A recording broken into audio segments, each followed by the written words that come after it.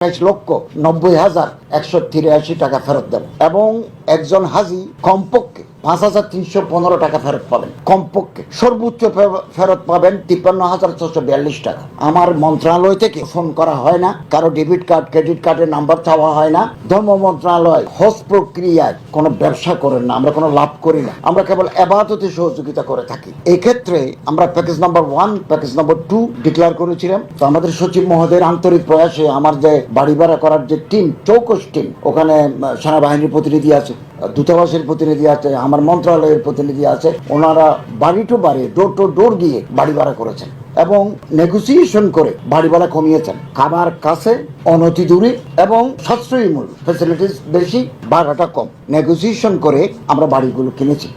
এতে কিছু টাকা আমাদের সারপ্লাস রয়ে গেছে এবং একজন হাজি কমপক্ষে ৫,৩১৫ টাকা ফেরত পাবেন। কমপক্ষে সর্বোচ্চ ফেরত পাবেন ৫৩,৬৪২ টাকা এবং ৪,৯৭৮ জন হাজিকে, সরকারি হাজির সংখ্যা হতে ৫,০০০, এর মধ্যে ৪,৯৭৮ জন হাজিকে আমরা সর্বমোট ৮,২৮,৯০,১৮৩ টাকা ফেরত দেব। এই টাকা আমাদের হাতে আছে। আমরা তাদের অ্যাকাউন্টে এই টাকা ব্যাংকের মাধ্যমে, বিএফটিএন এর মাধ্যমে আমরা তাদের অ্যাকাউন্টে পৌঁছে দেব।